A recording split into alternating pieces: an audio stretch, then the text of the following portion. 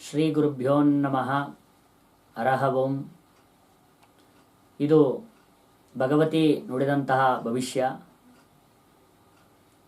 ದೇಶ ಮತ್ತು ರಾಜ್ಯ ರಾಜಕಾರಣದಲ್ಲಿ ವಿಶೇಷವಾಗಿ ರಾಜಕಾರಣಿಗಳಿಗೆ ರಾಜದಂಡನೆ ಯೋಗ ಮತ್ತು ಜೈಲುವಾಸದ ಯೋಗ ದಿನಗಳು ಪ್ರಾರಂಭವಾಗ್ತಾ ಇದೆ.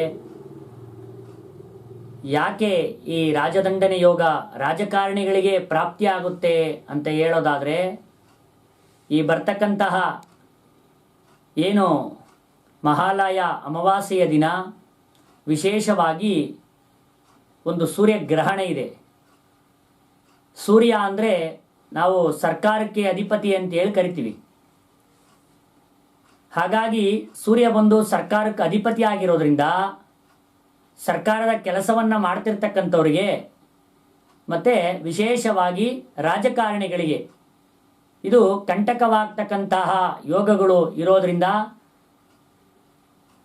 ರಾಜಕಾರಣಿಗಳಿಗೆ ಮತ್ತು ಸರ್ಕಾರದ ಕೆಲಸದಲ್ಲಿರ್ತಕ್ಕಂತಹ ಎಲ್ಲ ಸಾಮಾನ್ಯ ವ್ಯಕ್ತಿಯಿಂದ ಹಿಡಿದು ದೊಡ್ಡ ವ್ಯಕ್ತಿಯ ತನಕನೂ ಕೂಡ ಎಲ್ಲ ರಾಜಕಾರಣಿಗಳಿಗೆ ಮತ್ತು ರಾಜಕೀಯ ಕೆಲಸ ಕಾರ್ಯವನ್ನು ಮಾಡ್ತಕ್ಕಂಥವ್ರಿಗೆ, ಸರ್ಕಾರದ ಕೆಲಸ ಕಾರ್ಯವನ್ನು ಮಾಡ್ತಕ್ಕಂಥವ್ರಿಗೆ ಒಂದು ದೊಡ್ಡ ಕಂಟಕಗಳು ಈ ಸೂರ್ಯಗ್ರಹಣದ ನಂತರ ನಡೀತದೆ ಅಂಥೇಳಿ ಕಾಲಜ್ಞಾನ ಭವಿಷ್ಯವಾಣಿ ಹೇಳ್ತಾ ಇದೆ. ನಾನು ಹೇಳಿದಾಗೆ ಯಾವುದೇ ಒಂದು ಗ್ರಹಣದ ಪ್ರಭಾವ, ಗ್ರಹಣದ ಮೊದಲ 3 ತಿಂಗಳು, ಗ್ರಹಣದ ನಂತರ 3 ತಿಂಗಳು ಇದರ ಪ್ರಭಾವ ಇರ್ತದೆ. ಅದಕ್ಕೆ ಒಂದು ಯಾಕೆ ರಾಜಕಾರಣಿಗಳೇ ಮೂಲ ತೊಂದರೆ ಆಗುತ್ತೆ ಅಂತ ಹೇಳ್ತಾ ಇದ್ದೀವಿ ಅಂದರೆ, ವಿಶೇಷವಾಗಿ ಬರೀ ತೊಂದರೆನೇ ಅಲ್ಲ, ತೊಂದರೆ ಜೊತೆಗೆ ರಾಜಕಾರಣಿಗಳಿಗೆ ಕೆಲವರಿಗೆ ಯೋಗನೂ ಕೂಡ ಪ್ರಾಪ್ತಿ ಆಗ್ತದೆ. ಅದು ಯಾವ ರಾಶಿಯವರಿಗೆ ಅಂತ ಹೇಳೋದಾದರೆ, ವಿಶೇಷವಾಗಿ ರಾಜಕಾರಣಿಗಳೇ ಆಗಿರಬಹುದು ಅಥವಾ ಸರ್ಕಾರದ ಕೆಲಸದಲ್ಲಿರ್ತಕ್ಕಂತಹ ಪ್ರತಿಯೊಬ್ಬ ಮಾನವರಿಗೂ ಕೂಡ ಈ ಯೋಗ ಪ್ರಾಪ್ತಿ ಆಗ್ತದೆ. ಮತ್ತೆ ಯಾರಿಗೆ ದೋಷ ಅಂತ ಹೇಳ್ತೀನಿ ಅವರಿಗೆ ದೋಷನೂ ಕೂಡ ಆಗ್ತದೆ. ಯಾರಿಗೆ ಈ ಯೋಗ ಪ್ರಾಪ್ತಿ ಆಗುತ್ತೆ ಅಂತ ಹೇಳಿ ನೋಡಿದಾಗ 4 ರಾಶಿಗಳು ಯಾವುದಪ್ಪ ಅಂತಂದರೆ, ಮೇಷ ಮತ್ತೆ ಕಟಕ ಅಥವಾ ಕರ್ಕಾಟಕ ಅಂತ ಏನು ಕರಿತೀವಿ, ಮತ್ತೆ ವೃಶ್ಚಿಕ ಮತ್ತೆ ಮಕರ ರಾಶಿಯ ಜಾತಿ ಸಂಜಾತರಿಗೆ ಅಂದರೆ ಈ ನಕ್ಷತ್ರ ಮತ್ತು ರಾಶಿಯಲ್ಲಿ ಹುಟ್ಟಿರ್ತಕ್ಕಂತಹ ಜಾತಕರಿಗೆ ಯೋಗ ಅಂತಕ್ಕಂಥದ್ದು ಪ್ರಾಪ್ತಿ ಆಗ್ತದೆ. ಅಂದರೆ ಯೋಗಗಳು ಪ್ರಾರಂಭ ಆಗುತ್ತೆ ಸೂರ್ಯಗ್ರಹಣದ ನಂತರ.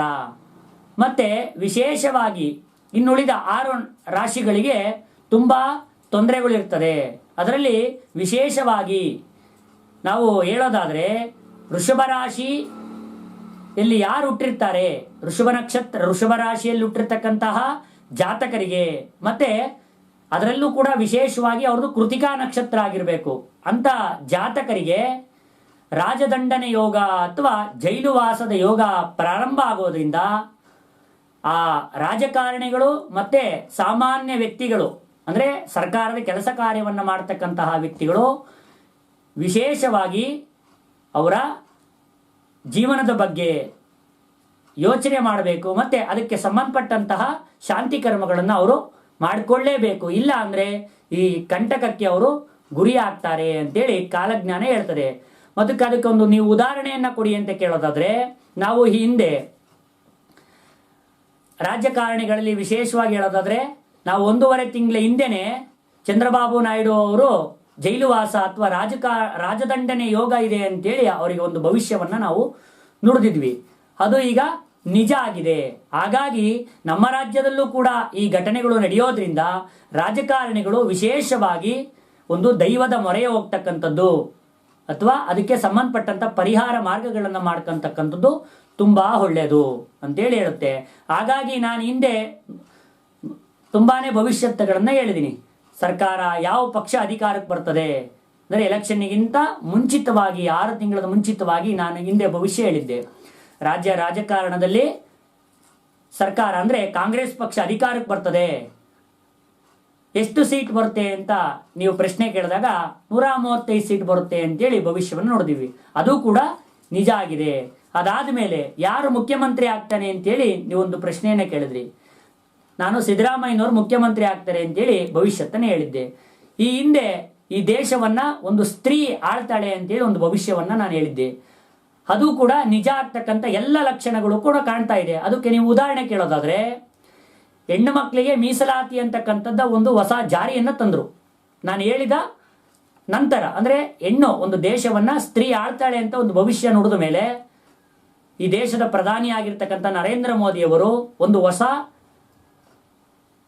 ಯೋಜನೆಯನ್ನ ತಂದ್ರು. ಆ ಯೋಜನೆ ಹೆಣ್ಣು ಮಕ್ಕಳಿಗೆ ವಿಶೇಷ ಮೀಸಲಾತಿಯನ್ನ ಕೊಡ್ತಕ್ಕಂಥದ್ದು. ಅದರಲ್ಲೂ ಕೂಡ ವಿಶೇಷವಾಗಿ ರಾಜಕಾರಣದಲ್ಲೇ ಕೊಟ್ಟಿರ್ತಕ್ಕಂಥದ್ದು.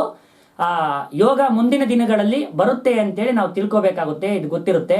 ಅದೇ ರೀತಿ ನಾನು ಹೇಳಿದೆ, ಯಾವ ರೀತಿ ಈ ರಾಜ್ಯ ರಾಜಕಾರಣದಲ್ಲಿ ಕಂಟಕ ಇದೆ, ಏನು ನವೆಂಬರ್, ಡಿಸೆಂಬರ್, ಜನವರಿ ಈ 3 ತಿಂಗಳಲ್ಲಿ ಒಂದು ಕಂಟಕ ಇದೆ ಅಂತ ಹೇಳಿ ನಾನೊಂದು ಭವಿಷ್ಯ ಹೇಳಿದ್ದೆ.